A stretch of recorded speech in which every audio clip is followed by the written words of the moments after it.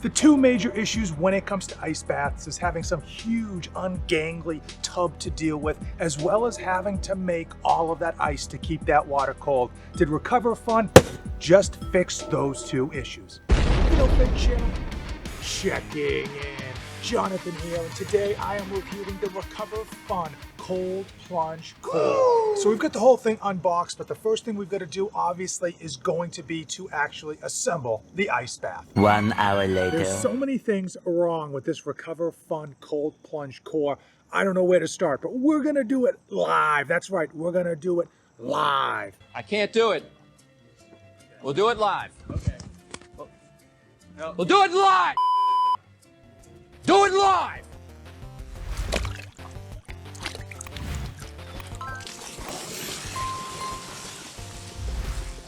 So let's start off with what works, the good versus the bad. So right off the top, it does keep the water very, very cold. It's always nice to have a chiller because you're going to be able to keep this cold consistently. And you don't have to go out to the store to buy ice or have to utilize your entire freezer to make ice. That tends to be the biggest issue when it comes to an ice bath, creating that ice, whether you're buying it, whether you're using a chiller, or whether you are making it. The easiest way, of course, is a chiller, but it is also the most expensive. Typical ice baths that have chillers associated with them, like cold plunges, they are upwards of $2,000 to $10,000.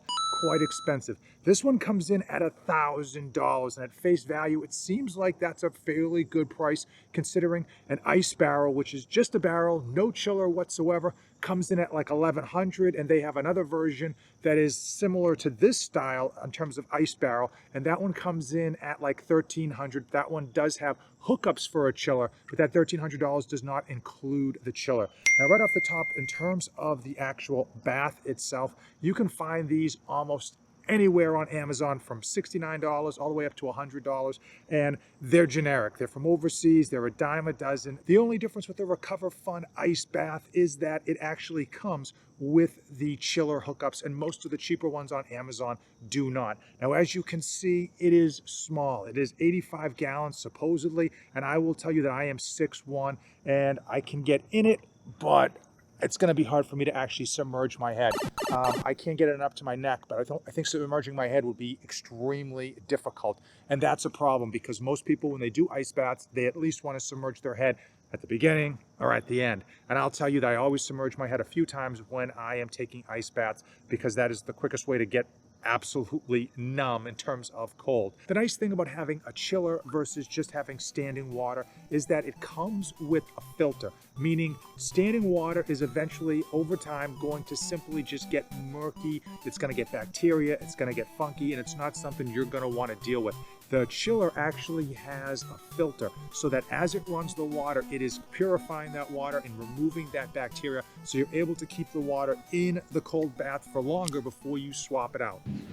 I need to thank all of you for using my affiliate links. When you use those links, you help support the channel. And when you use those links, let me know so that I can send you a small token of my appreciation.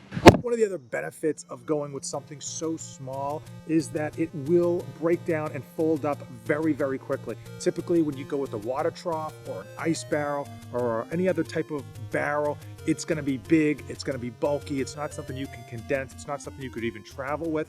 And something like this, you could set up shop, use it for a weekend, travel with it if you wanted to, and then break it down and put it away when you weren't using it. Now, many people will use ice baths to help with muscle recovery. A lot of people will also use it in hopes of actually burning more fat while they're sitting in the cold water. For me, it's all about mental health. I find a massive dopamine impact, a massive benefit from getting my body cold and submerging my head. I just feel great for about an hour to an hour and a half after getting out of the ice bath. So at the end of the day, am I going to recommend the RecoverFun Cold Plunge Ice Bath Core?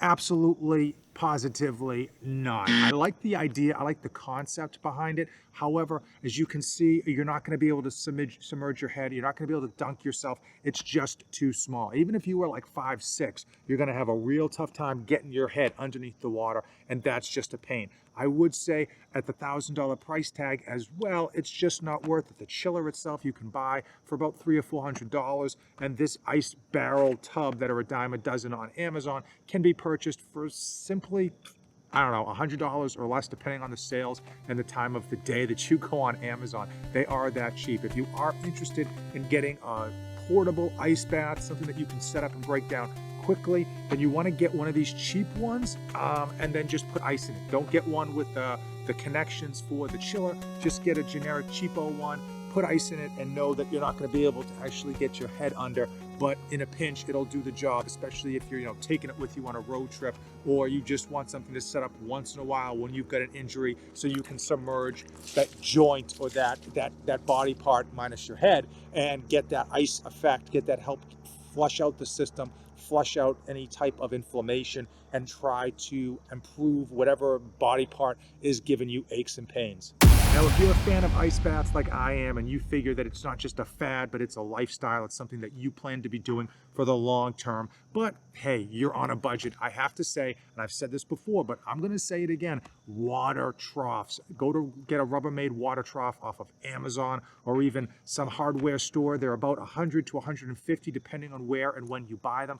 And they work. It's just that simple. It's a bucket to fill water in. It comes with 100 gallons. You can get in there easily. You can submerge your head, no problem. The only issue is the fact that it's just a water trough and it's not as aesthetic as you might want. Also, it's not going to come with any hookups. You're going to have to just pay the man his money. Pay that man his money. When it comes to dumping ice in. But the good news is, in the wintertime, you don't have to dump any ice in. And if you put it in the shade in the summertime, you'll be able to put in enough ice to keep it cold, but not enough ice to bankrupt you. Are ice baths a fad?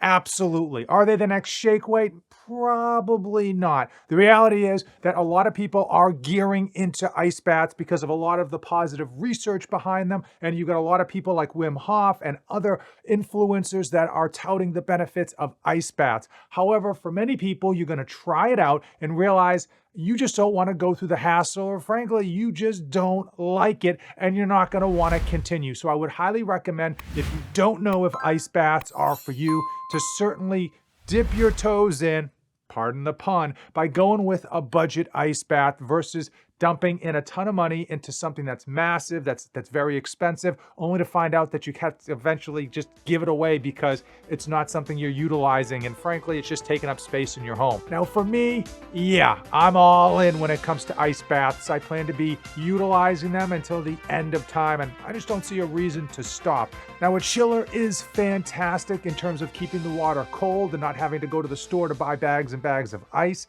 but it's not perfect. You obviously need to have outlets nearby. In the case of the RecoverFun Chiller, the cords were extremely short and I had to run extension cords, which is kind of gaudy and just doesn't lead to a nice little setup situation.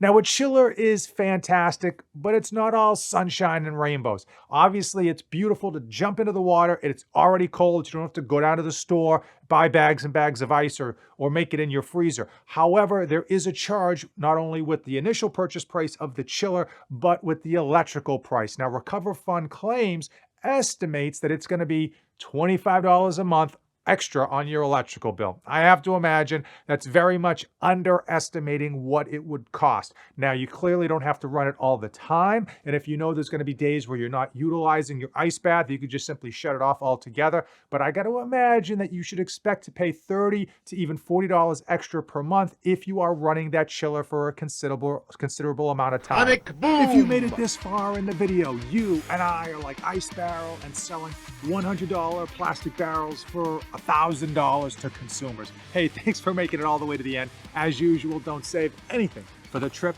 back.